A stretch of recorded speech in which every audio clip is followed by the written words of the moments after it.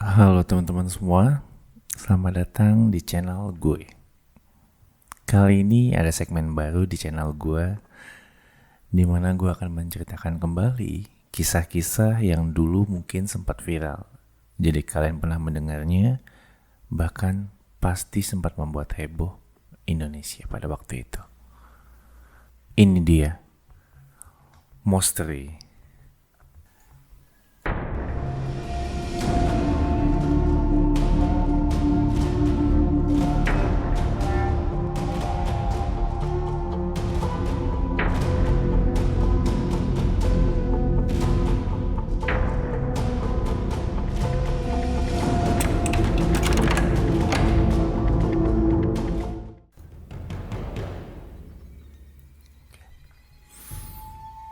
Cerita pertama datang dari sudut Jakarta, di mana kalian akan menyusuri salah satu kisah horor paling populer dan menyeramkan di Jakarta, yaitu misteri terowongan Casablanca. Sebelum kita mulai, saya akan menceritakan dulu sejarah terowongan Casablanca dibuat. Terowongan Casablanca dibangun pada tahun 1980-an. Terowongan ini terletak di kawasan padat di Jakarta Selatan, tepatnya di Jalan Casablanca. Namun, siapa sangka, ternyata di balik fungsinya yang modern, itu ada aura mistis yang sangat menyeruak, terutama pada saat malam hari tiba.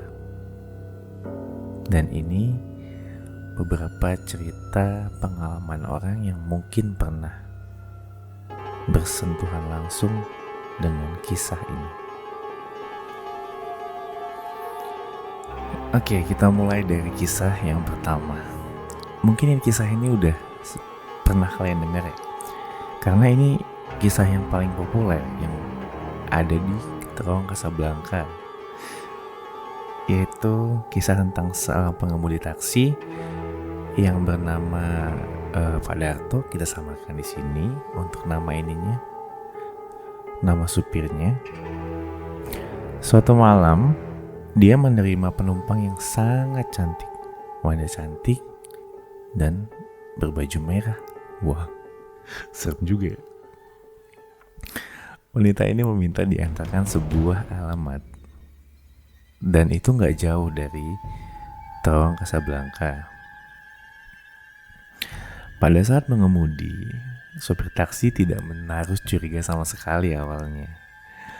Mungkin adalah mata sesekali melirik ke spion, melihat penumpangnya itu tersenyum dingin ke arah mata sang supir taksi.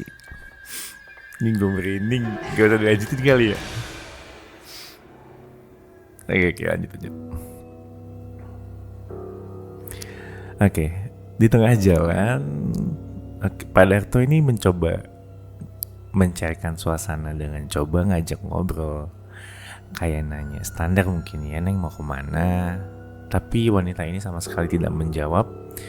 Dia hanya diam dengan tatapannya yang kosong gitu. Tapi karena tidak menaruh curiga sama sekali, sang supir taksi yang mana bernama Pak Darto ini itu tetap melajukan kendaraannya hingga sampai ke tujuan yang dimaksud. Karena fokus akan jalan yang diambil oleh supir taksi, dia sampai tidak lagi melihat ke arah kaca belakang tempat wanita itu duduk. Oke, setelah dirasa sampai pada alamat yang dimaksud, Pak Darto memanggil-manggil nih ke penumpang belakang. Neng, udah sampai nih sesuai alamatnya, di mana? Dan itu adalah tepat di bawah terowongan Casablanca. Pak Darto masih tidak sadar dan tidak ada yang menyaut dari belakang. Kemudian dia menoleh ke belakang dan wanita itu tidak ada di kursi belakang. Wow, kemana orang ini kita nggak tahu, dan saat di sini pun tidak dijelaskan ya, kursi itu hanya kosong dan tidak ada siapa-siapa. Langsung aja Pak Darto keluar dari taksinya dan bingung akan fenomena tersebut. Kemana penumpang yang beliau bawa? Wow. Ini tuh kisah yang sering banget gue denger sih ketika ada kisah-kisah misteri kayak gini, apalagi di Casablanca ya. Oke. Cerita selanjutnya ini datang dari warga sekitar ya teman-teman.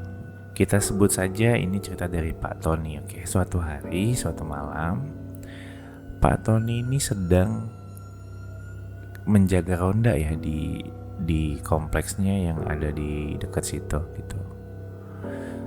Terus ketika dia sedang di pos ronda sendirian, dia ini melihat ada sosok wanita dan lagi-lagi berbaju merah yang lewat di depan pos rondanya sendirian di tengah malam. Itu karena Pak Tony ini merasa peduli, nggak mungkin lah wanita sosok malam-malam jalan sendirian gitu. Ditanya sama Pak Tony, Neng mau kemana gitu. Terus kata wanita ini tuh, dia bilang, saya mau pulang, kata dia gitu. Rumah saya dekat sini, dia bilang kayak gitu. Terus Pak Tony dengan sigapnya bilang, biar saya antar aja Neng, udah malam soalnya, bahaya kalau udah malam di daerah sini itu cukup rawan. Terus tanpa menjawab, wanita ini hanya mengangguk seakan mengiyakan ajakannya Pak Tony. Kisahnya sama ya, hampir sama kayak supir taksi tadi sebenarnya. Pak Tony ini mulai nganterin, tapi posisi jalannya itu Pak Tony di depan dan perempuan ini di belakangnya gitu loh. Dan perempuan ini cuma nunjuk-nunjuk gitu ke arah rumahnya di situ, dan Pak Tony cuman ya jalan lurus gitu aja sesuai arahan yang dikasih sama wanita ini gitu. Terus sampai di satu momen udah mulai aneh nih, karena kok ke terowongan gitu, sedangkan terowongan ini nggak ada rumah di situ gitu. Jadi kayak yang Pak Tony udah merasa aneh, tapi dia merasa kayak enggak, kayaknya emang mungkin temannya nunggu di situ. Pikiran Pak Tony waktu itu meracau lah, mungkin ya temannya nunggu di situ, jadi nggak ngegubris lah. Sepanjang jalan tuh Pak Tony tuh ngajak ngobrol, tapi obrolannya tuh cuman satu arah gitu loh. Perempuan nggak nanggepin, tapi untuk menghilangkan rasa takut mungkin ya, Pak Tony kayak yang udah meracau aja ngomongnya sendiri. Neng jalan kayak, Neng kerja di mana, kok baru jam segini baru pulang, kerjanya di perusahaan apa, di bidang apa, gitu-gitulah. Mungkin bahasa-bahasanya Pak Tony pada malam itu ya. Sampai udah mulai masuk ke tengah terowongan, di situ Pak Tony baru sadar bahwa pas dia nengok ke belakang, bayangan yang dia lihat pakai ekor mata selama jalan tadi itu hilang orang. Wah, ini branding gue nggak bisa ya cerita kayak gini, tapi ya udah lah, it's okay lah. Gue seneng bacanya. Oke, cerita kayak gini tuh nggak 1-2 kali ya teman-teman. Ada banyak sekali kisah dari warga sekitar yang pernah lewat dan melihat sosok wanita berbaju merah ini, yang konon katanya itu dipercaya sebagai korban kecelakaan tabrak lari di terowongan Casablanca. Bahkan beberapa pengendara motor mengaku pernah melihat bayangan wanita itu berdiri di tengah jalan, yang itu langsung mengganggu konsentrasi mereka ketika berkendara. Wih, serem juga ya. Dan